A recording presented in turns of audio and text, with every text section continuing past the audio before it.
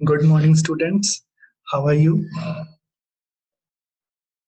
चलो, आज का हमारा टॉपिक है आर्टिकल्स, जो इंग्लिश ग्रामर का बहुत ही इम्पोर्टेंट टॉपिक है। आज हम उसे कंप्लीट करने वाले हैं। The words a and the are called articles. We use them before nouns in a phrase or a sentence. What does it mean? It means a and the जो articles हैं, हम उन्हें nouns के पहले use करते हैं in a phrase or a sentence. Okay. Now come to the A and N. We use A and N with singular countable nouns. We do not use them with plural or uncountable nouns. यहाँ पर क्या बोला जा रहा है कि जो A और N का यूज करते हैं हम, वो सिंगुलर और काउंटेबल नाउन के साथ करते हैं। अब जो चीज काउंटिंग में वन होती है, सिंगुलर होती है और काउंटेबल होती है, हम उन्हीं के साथ A और N का यूज करते हैं। प्लूरल के साथ और अनकाउंटेबल नाउन के साथ हम ए और एन का यूज नहीं करते। Okay, let's move to the next slide. Now question arises, countable और अनकाउंटेबल क्या होता है? I am very much sure that कि आपको मालूम होगा, बट फिर भी हम एक बार देखते हैं। Countable nouns can be singular और प्लूरल, मतलब सिंगुलर भी हो सकती हैं और प्लूरल भी हो सकती हैं। इस इमेज में देखिए, फर्स्ट इमेज में आपको नजर आ रहा है, यहाँ लिखा है एन एप्पल, मतलब एक एप्पल। दूसरी इमेज में देखिए, सम एप्पल्स, यहाँ पर 3 एप्पल्स प्लेस्ड हैं, मतलब यहाँ पर हम एप्पल को गिन पा रहे हैं, काउंट कर पा रहे हैं, इसलिए ये नाउन कौन सी हो गई? काउंटेबल नाउन्स हो गई। अनकाउंटेबल नाउन कौन सी होती हैं? ऐसी नाउन्स जिनको हम काउंट नहीं कर सकते, उनको हम अनकाउंटेबल नाउन्स बोलते हैं। For example, milk, Honey, coffee, pasta, money. अच्छा, एक बात बताओ, आपके दिमाग में एक क्वेश्चन राइज हुआ होगा कि मनी को तो हम काउंट कर सकते हैं, भाई मनी को तो गिन सकते हैं कि मेरे पास 100 रुपीज है, 500 रुपीज है, बट जो मनी है वो एक्सेप्शनल केस है ना। ऐसा माना जाता है कि मनी पूरे के पूरे वर्ल्ड में कितनी है, उसका कोई नंबर फिक्स्ड नहीं है, इसलिए हम मनी को अनकाउंटेबल मानते हैं। सिंपली, जिन चीजों को हम गिन सकते हैं उन्हें काउंटेबल बोलते हैं, और जिन्हें नहीं गिन सकते वो अनकाउंटेबल नाउन में कंसीडर की जाती है। ठीक है, चलो अब हम देखते हैं use of A and an, की ए और एन का यूज हम कहाँ करते हैं। तो सबसे पहले हम बात करेंगे एन की। We use an before words beginning with the vowel sound. ऐसे वर्ड्स जिनका वोवल साउंड से स्टार्टिंग होती है, हम उनसे पहले एन का यूज करते हैं। कई बार ऐसा बोल दिया जाता है जल्दबाजी में कि हम वोवल के पहले एन का यूज करते हैं, बट ऐसा एसेंशियल नहीं है कि हर बार वोवल के सामने एन का यूज होगा। वोवल साउंड के सामने एन का यूज होगा। लेट्स टेक सम एग्जांपल्स, हम एग्जांपल्स के थ्रू समझते हैं। फर्स्ट एग्जांपल देखिए आपको, एन अम्ब्रेला। यहाँ आपको आपको एक अम्ब्रेला नजर आ रहा है, सिंगुलर है, इसलिए हम एन का यूज कर सकते हैं। दूसरा, अम्ब्रेला। अम्ब्रेला बोल करके देखिए, किसका साउंड आ रहा है? वोवल्स क्या होते हैं? ए, ई, आई, ओ, यू। तो अम्ब्रेला, वोवल का साउंड आ रहा है, तो इसलिए हमने यूज किया एन। सेकेंड एग्जाम्पल देखिए, एन एग। एग भी यहाँ पर एक है, और में भी वोवल साउंड आ रहा है, इसलिए हमने यहाँ पर एन यूज किया। नेक्स्ट देखिए, an honest lady. I am repeating, an honest lady. अब यहाँ पर कोई बच्चा ये सोच सकता है कि ऑनेस्ट में तो एच है, एच के सामने एन का यूज क्यों कर दिया? एच तो वोवल नहीं है, एच तो कॉन्सोनेंट है। लेकिन बेटा, मैंने आपको स्टार्टिंग में ही बताया था कि हमें वोवल से नहीं मतलब, हमें मतलब है वोवल साउंड से। आप एक बार ऑनेस्ट को प्रोनाउंस करके देखिए, हम उसे बोलते कैसे हैं? ऑनेस्ट, ओ क्या है? वोवल है, इसलिए एन ऑनेस्ट लेडी एक करेक्ट फॉर्म है। नेक्स्ट एग्जांपल देखिए, एन एमएलए।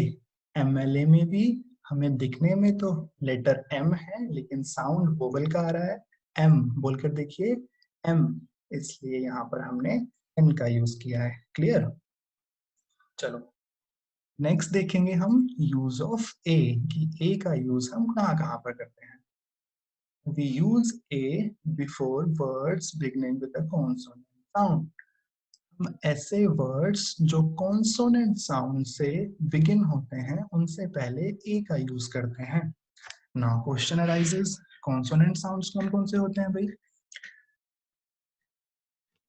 वोवल आपको मालूम है ना, ए ई आई ओ यू वोवल होते हैं। जो अपने इंग्लिश में 26 लेटर्स होते हैं, ए ई आई ओ यू 5 लेटर्स को छोड़ के जितने रिमेनिंग लेटर्स बचते हैं वो सब काउंट होते हैं कॉन्सोनेंट में।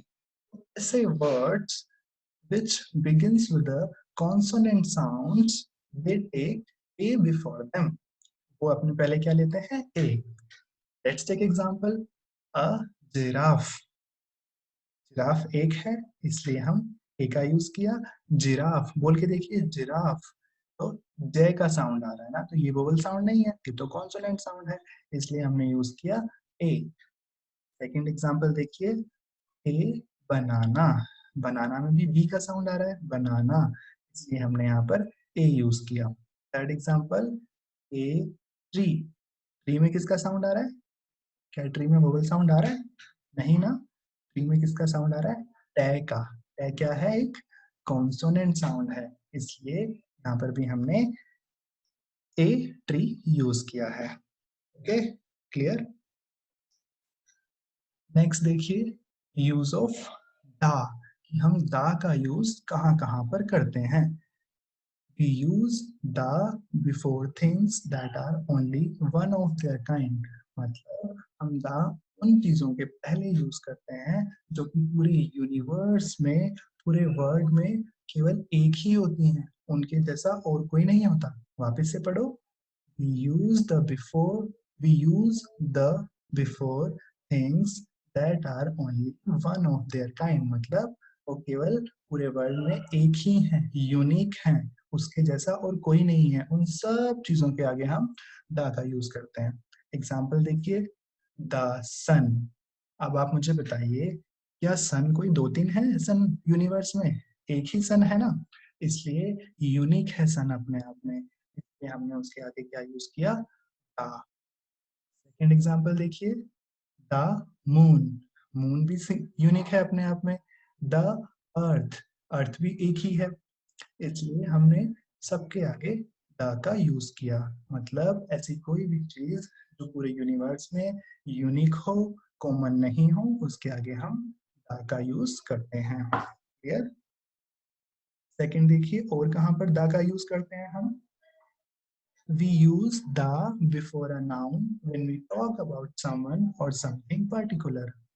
देखो बेटा, हम जब भी किसी पर्टिकुलर ऑब्जेक्ट की, पर्टिकुलर पर्सन की बात करते हैं ना, तो हम वहां पर दा का यूज करते हैं। मतलब हम वहां पर स्पेसिफिकेशन कर देते हैं। For example, this is the box in which I keep my ball. यहाँ पर वो क्या कहना चाह रहा है कि ये वही बॉक्स है जिसमें मैं अपनी बॉल को रखता हूँ। वही बॉक्स का मतलब कोई एक हम पर्टिकुलर बॉक्स की बात कर रहे हैं, हम किसी भी बॉक्स की बात नहीं कर रहे, हम एक उसी पर्टिकुलर बॉक्स की बात कर रहे हैं जिसमें कि हम बॉल को रखते हैं। इसलिए यहाँ पर बॉक्स स्पेसिफाई कर दिया हमने।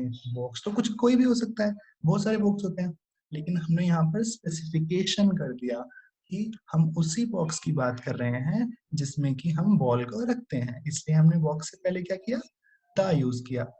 अब नॉर्मल सोचिए ना कि ये पूरा सेंटेंस नहीं होता, केवल बॉक्स होता ना, बॉक्स के आगे हम क्या यूज करते?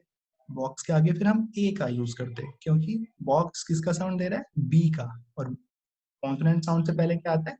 ए आता है, इसलिए हम ए का यूज करते हैं। लेकिन सेंटेंस के यूज के हिसाब से जो फॉर्म है वो चेंज हो जाता है। यहाँ पर कहना चाहता है कि हम उस पर्टिकुलर बॉक्स, एक पर्टिकुलर स्पेसिफिक बॉक्स की बात कर रहे हैं जिसमें कि हम बॉल को रखते हैं, इसीलिए हमने क्या यूज किया? द। ठीक है, एक एग्जांपल और लेते हैं। Sunil kept the oranges in the basket which is of red color. यहाँ पर क्या बोला जा रहा है कि सुनील ने अपने ऑरेंजेस को रखा। किस में रखा? In the basket which is of red colour.